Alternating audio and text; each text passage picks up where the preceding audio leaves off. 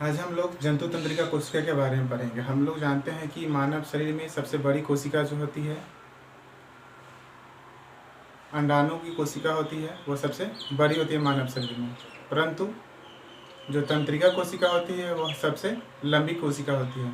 तो आज हम लोग सबसे लंबी कोशिका के बारे में पढ़ेंगे और यह सीखेंगे कि कैसे हमारा दिमाग तंत्रिका कोशिका के माध्यम से कोई भी सूचना को उपार्जित करता है और उसको भेजता है अपने आदेश के रूप में। तो यह जो तंत्रिका कोशिका होता है तो इसे हम दुर्मिका कहते हैं। यह जो हिस्सा होता है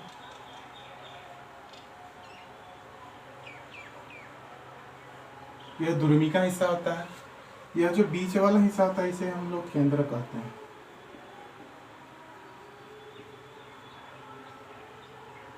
और यह जो बीच वाला जो ये सारे हिस्सा होता है, यह जो जगह है इसे हम लोग कहते हैं एक्सॉन।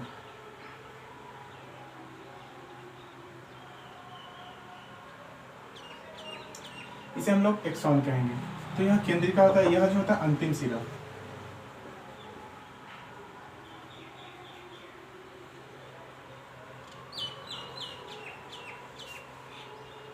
इसका नाम दे तो तंत्रिका कोशिका।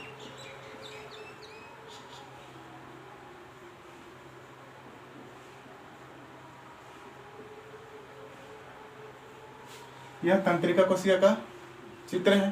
तो हमारे शरीर में कोई भी चीज घटित होता है, जैसे हमें कहीं जाने पर आंख में मक्खी आ जाए, मच्छर पड़ जाए, कीड़ा पड़ जाए, तो मक्खी कीड़ा मच्छर के पड़ने से पहले ही हमारा आंख जो होता है बंद हो जाता है। आखिर वह बंद क्यों हो जाता है? तो हमारा आंख क्या करता है, संवेदना प्राप्त करता है कि आगे हमारे कोई भी कीट आ रहा है, इससे आंख तुरंत बंद हो जाता है। तो आंख तुरंत बंद हो जाता है तो यह आदेश देता है किसको? तो हमारे दिमाग को आदेश देता है। हमारे आंख की जो पलक है वह आंख के पुतली को ढके हुए होता है, तो उसको आदेश देता है कि आगे कोई कीट मकोड़े आ रहे हैं, इसलिए उसे सुरक्षा के लिए उसको बंद किया जाए। तो हमें जो सूचना एक जगह से दूसरी जगह भेजा जाता है तो दुर्मिका के माध्यम से यह एक्सेप्ट करता है और इसको इधर से होते हुए, यहाँ से होते हुए अंतिम सिरा में पहुंचाता है। फिर से इसी प्रकार का, इसी आकृति का दूसरा कोई तंत्रिका कोशिका होगा, वो एक दूसरे से जुड़ते हुए रहते हैं और उसे दिमाग की ओर भेजते हैं। तो दिमाग क्या करता है, उसको एक्सेप्ट करता है और वापस उस उधर से रासायनिक विद्युत आवेश के माध्यम से उसे सूचित करता है हमारे शरीर को कि वहाँ से कोई भी चीज़ जो हो उसे रोकने को आदेश देता है। जैसे यदि हम अपने हाथ से पकड़कर कोई भी चीज़ को पीटे और यदि हाथ को न हटाए तो हमारा शरीर तुरंत जो जिस हाथ से मान के चलिए कि यह मेरा दायां हाथ है और यह बायां हाथ है, तो दायां हाथ से किसी बायां हाथ में कोई सामान रखकर किसी चीज़ पर प्रहार करते हैं। यदि हमने बायां हाथ को नहीं हटाया तो हमारा हाथ खुद ब खुद हट जाता है। क्यों हट जाता है? क्योंकि हमारा दिमाग सिग्नल भेजता है कि आपके हाथों में चोट लगने वाली है, इसलिए हमारा हाथ खुद ब खुद वापस पीछे की ओर खींचा चला आता है। तो इस तरीके से यह जो तंत्रिका कोशिका होता है, तो इस तरीके से बहुत सारे तंत्रिका कोशिका जुड़ करके हमारे नस में जुड़े होते हैं और दिमाग से जुड़े होते हैं। जिस दिमाग को इसीलिए हम लोग CPU कहते हैं। तो यह जो होता है तंत्रिका कोशिका तो हमें भेजता है। इसके साथ ही तंत्रिका पेशीय संधि, यह जो है तंत्रिका पेशीय संधि का एक चित्र दिखाया गया है। तो यह तंत्रिका पेशीय संधि क्या करते हैं, यह किसी न किसी जगह पर एक दूसरे से जुड़े होते हैं ताकि सूचना तेजी से भेजा जा सके या फिर उसे ग्रहण किया जा सके।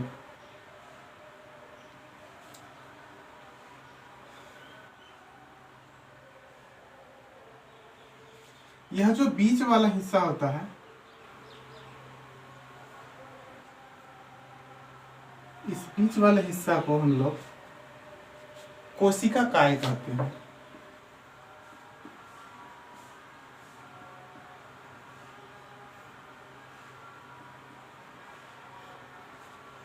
और हम लोग जानते हैं कि मानव शरीर में ऊर्जा जो होता है मुक्त होता है, तो कहाँ से मुक्त होता है? तो माइटोकॉन्ड्रिया से होता है, इसीलिए उसको पावर हाउस ऑफ सेल कहते हैं। तो माइटोकॉन्ड्रिया कहाँ पे होगा? तो इस आकृति को यदि हम देखें जूम करके, यह जो छोटा छोटा अंगुली नुमा आकृति है, उसी में माइटोकॉन्ड्रिया जो होता है, कुछ लंबे से इस प्रकार का सेल होता है माइटोकॉन्ड्रिया का। इसमें छोटे छोटे घर बने होते हैं। इसको यहाँ पे दिखाएं तो इसे कहते हैं माइटोकॉन्ड्रिया।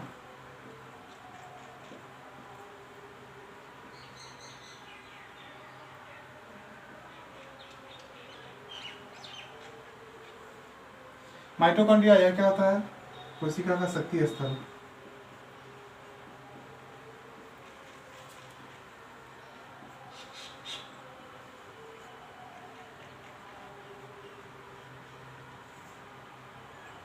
कोशिका का शक्ति गृह होता है, यानी कि यहाँ पे कोशिका जो है पूर्ण रूप से अपना ऊर्जा को प्राप्त करती है और पूरे शरीर को ऊर्जा को भेजती है। तो एक्सॉन क्या करते हैं? विद्युत आवेग को रिक्त स्थानों, जिसको हम लोग सिनेप्टिक दरार कहते हैं, यानी कि यह जो एक्सॉन है इसको क्या कहेंगे? सिनेप्टिक दरार।